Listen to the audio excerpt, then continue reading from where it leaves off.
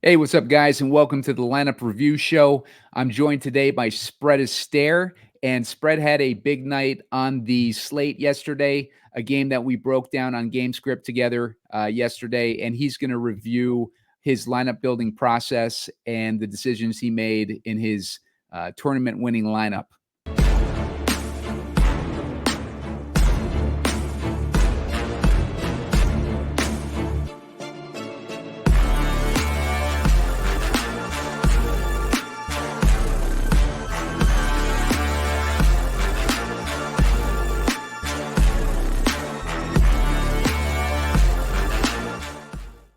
What's up, guys? Simon Edwards at PumaCom here with Heatseeker Sports. You're watching the Lineup Review Show, and I'm joined today by Spread Astair, who won a tournament with a lineup that he built for last night's DraftKings Showdown contest. He's going to get into that in a second here. Make sure to hit the like button. I'm looking for 30 likes to put out a shorter video later on. Make sure to subscribe to the channel. Very close to getting 1,200 subscribers on the channel. Little under 100 left that I need. I'm trying to get that before the end of week 10. So if you guys could hit the subscribe, that'd be great. You're going to want to hit the subscribe too, because you want to set up alerts for when our game script shows and short videos and stuff like that come out. Yesterday, we had a lot of success with our breakdown of the game, and Spread was able to capitalize on that with a win in the which tournament was it, Spread? It was the $3 entry 20 max. Nice. So, yeah, Spread, why don't you get into a little bit about what you were thinking when you built this lineup and your process for selecting some of these players? Well, we talked about it a lot on the show yesterday. So a lot of what we're going to do is just review some of these looks. But what really pushed us over the edge, do you remember during the show, we had talked about, building lineups with Xavier Worthy and DeAndre Hopkins. However, after the show, you sent me, I think it was from Coach Speak, but it was a quote from Andy Reid that said, "Hey, Hopkins is picking this up real fast." And we had talked yesterday about Xavier Worthy was going to be good for the big play and that he definitely wanted to be in consideration. However, we didn't expect him to get a lot of targets. And we talked about for Worthy at this point, his main attribute is speed. He's not a target monster. He's not an elite route runner. And therefore, we just didn't see him getting a lot of targets. But we still wanted to split. And boy, how rough was that? The mistake he made in the first quarter, which, I mean, I guess justified my decision. But there was, a lot of luck involved in that because to make the guy played at Texas, right? I mean, this isn't something that we expected to see from him here. But the reason I pivoted to all Hopkins and I took Worthy out my line, I only had one lineup with Worthy. That one min cashed actually. I don't know how that one managed. That was a Mahomes captain one. But just the idea that, hey, Hopkins is going to eat targets up. We talked yesterday, and I had Kelsey in a lot too, and Kelsey did great. But, Kelsey does not want to be the focal point of this offense. He's like the anti-Davante Adams at this point. Davante wants to run up those stats. He's pushing for the Hall of Fame. Kelsey already has his jacket made up, and he's just trying to get that Super Bowl and keep himself fresh as possible. So while I knew that Kelsey was a great viable option and, he ended up being in the winning lineup, I really wanted to focus on Hopkins with the idea that who's the guy on the roster with, number one, the skills, because anyone can want to prove something, but who's has the skills and then also has something to prove. It's DeAndre Hopkins, who kind of talked about how he had languished, and he felt that he was still doing good work as a wide receiver, but because he wasn't on winning teams, he felt underappreciated. So I really liked the way that was going to work. And, Hopkins didn't earn very many targets, which is why we were a little hesitant at first. But after hearing how quickly they had picked it up, it seemed that not only did he have something to prove, but that Patrick Mahomes wanted to really feed him. I kind of made the move towards him. So even on some of the ones that we built yesterday with Worthy as the captain, I just swapped him out with Hopkins there. And in fact, I'm looking, the only and this is probably kind of indicative of how Showdown goes. So the 6 lineups I built while we were on the show yesterday, Simon, the only one that did not cash did not have DeAndre Hopkins in it. So Wow. that was the idea there. And the other thing, and hey, this is a team effort. I don't think I could have built this on my own without you putting me on Ryan Miller and him catching that one at the end. And we've talked about before, usually at the Showdown lineups that you're gunning for, you go dumpster diving on that very last pick because you want to just jam so many of these good options in here. If you get that guy, and I believe Miller's salary is what, 1,000? Yep. So we got him there. We had 49K left for the rest of the guys, allowed us to load up. Kareem Hunt was one that we were going back and forth on, but we talked about, and it wasn't the blowout script that we had necessarily predicted for maybe this winning lineup here. We thought that it might have been a more dominant Chiefs victory. I mean, I didn't win everything last night. I had the Chiefs -9, so that didn't cover. But for Ryan Miller to get there at 1,000, and then Kareem Hunt to still score a lot of points, even without the Chiefs building a big lead, I thought were 2 keys there to me being able to escape out that victory.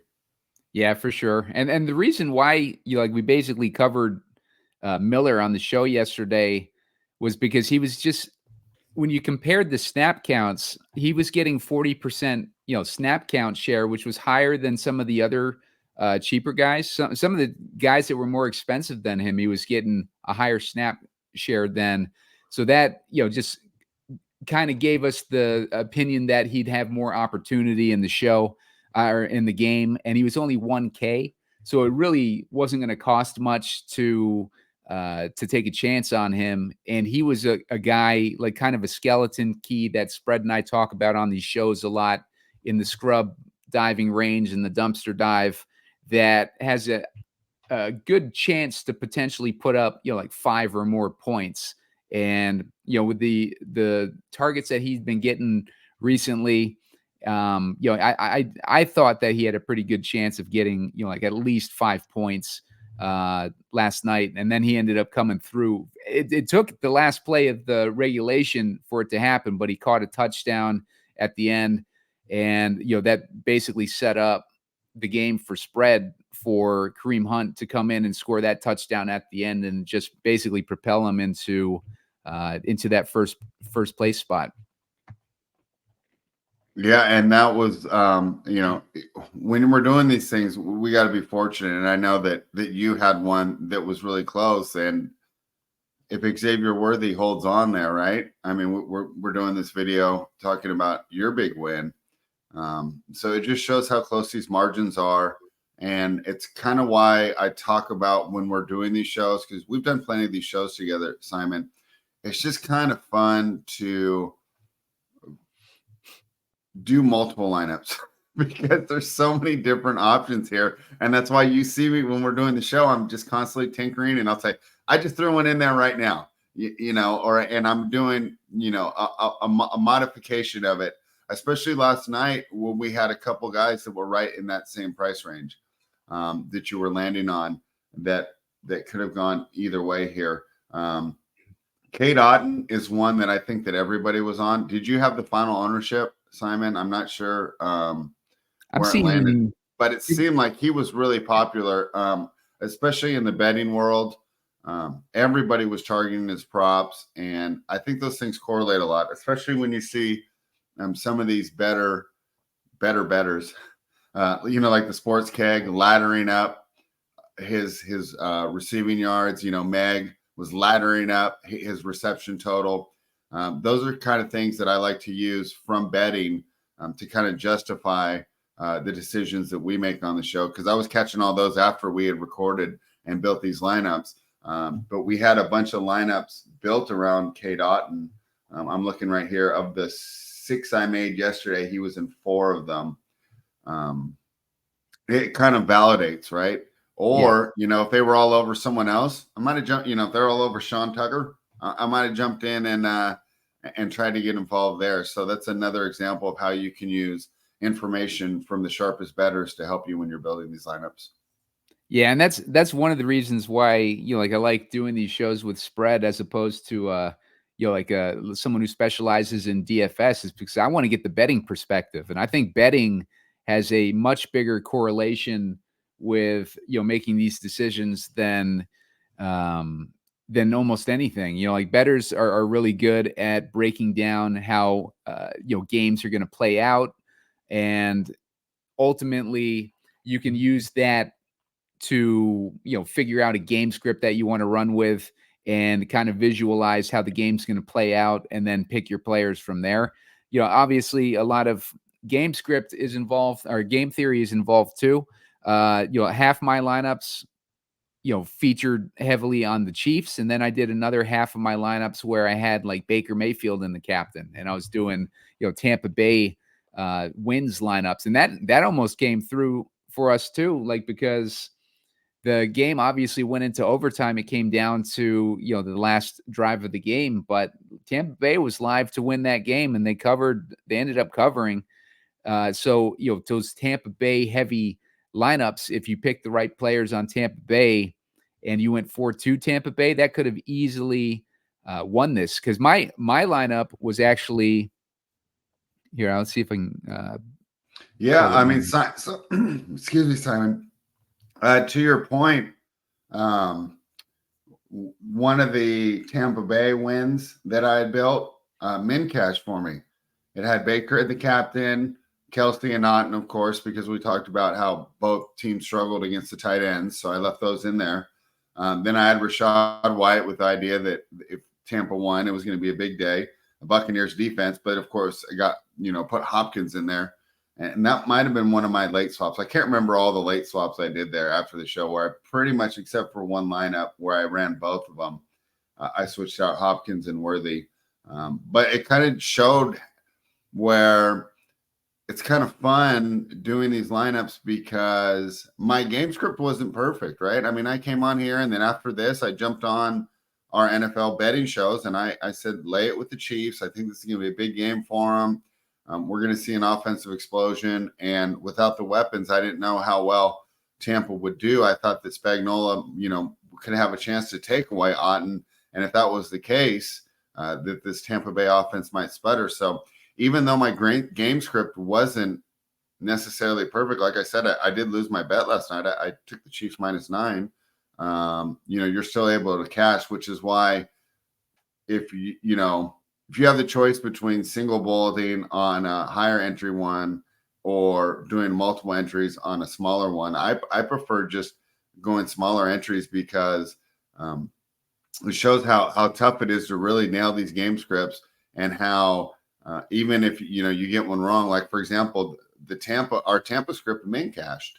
So I guess we didn't have a Tampa blowout, but nobody saw that, right? I mean, we didn't build like a Tampa Bay 37-0 blowout. I did have two Chiefs in there, but there's one min cash on here, and we built it with a specific idea in mind. Hey, if the Buccaneers get the upset win, this is how the lineups could look. Yeah, and this is my lineup that ended up. This lineup here was in first place up until the final play of the game, when Kareem Hunt scored that touchdown, and I was winning 118K. I did another video on it. I don't have to go into it too much, but it came down to the last play of overtime. I had first place from about the end of the third quarter up until the very last play of the game. And when Kareem Hunt scored that touchdown, it just basically, destroyed my hopes and dreams. And, but I'm glad if anybody's going to, pick up the win in that situation, I'm glad it was spread. Spread's been great with doing these shows with me and everything. And, I always enjoy breaking them down with him. And I'm glad that, we were able to break down a show, break down a game on yesterday's show that ended up leading him into the winner's circle here. So a nice little payoff for spread there. Yeah, and Simon, it really shows. We kept talking how we've been knocking on the door, and one little thing here goes either way, and we're doing this one talking about yours. So I think the important thing to take away is that we're doing a good job. You're excellent at leveraging the field, giving me the projections as far as, hey, this guy's going to have high ownership. This is a guy's going to have low ownership, and we're writing these game scripts together with the different teams winning. Hey, if Tampa wins, what's the path to victory? If the Chiefs win a close one, what's the path to victory? If it's a blowout, how do we build it? So that's really the important thing, and we'll keep at it. And my guess is we'll be filming one talking about your win here real soon, because we talked about it even before the show yesterday. We're both knocking on the door. We both had so many. And on most of the shows that I've done with you, there's a couple that we struck out, but most of them I still ended up making money because I had more min cashes than ones that didn't cash at all. When I build 12, 13 lineups and 10 of them cash, so we knew we were right there, because even watching these games, you see, boy, if this guy makes a catch, it goes from being, $12 off $3 to $700 off $3, things of that nature. So we knew we were right there. And I think that we're both encouraged to just keep going and using the same process that we've been using to try and find these winners. Yeah, for sure. And it's always fun to build multi-entry. Spread and I mainly build by hand. We're like, I don't use an optimizer too much. I'll use it if I have to put in, like 20 plus lineups and I'm trying to do it like right up before lock, then I'll use an optimizer and I'll just pick out, my favorite lineups in that situation when I'm, altering the projections and stuff on players that I like.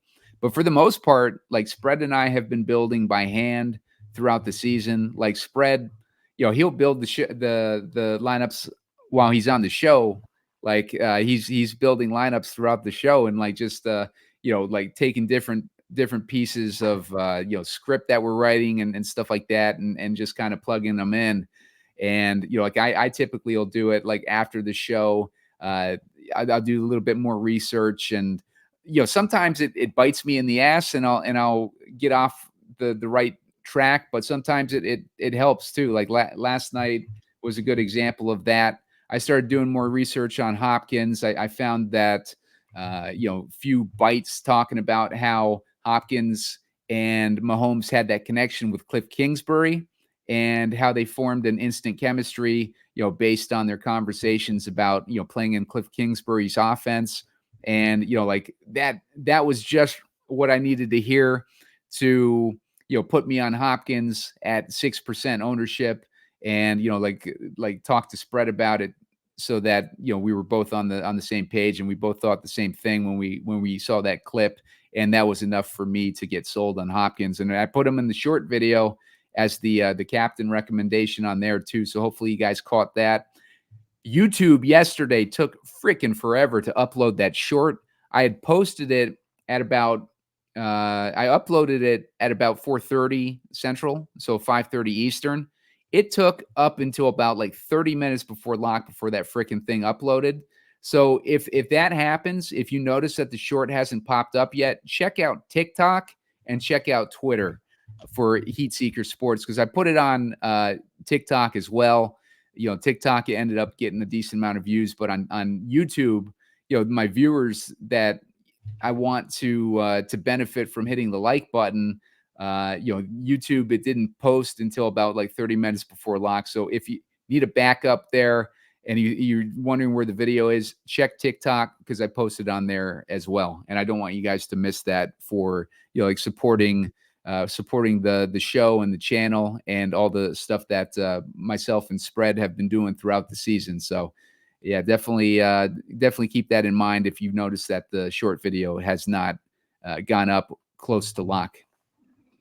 All right, Simon. Well, I'm looking forward to doing this again. And like I said, I really think that we're finding a good process here as far as blending the bets and then using the DFS information that is available as far as ownership projections, and then kind of melding those into writing some scripts. So I'm looking forward to doing another one with you, and hopefully we can find the same success. Yeah, for sure. We'll be on soon. We got Thanksgiving around the corner too, so we have some good shows coming up. So yeah, those will be interesting games too. I've looked ahead to that schedule, and it's Should be a fun one on our holiday. Nice. You got to love that.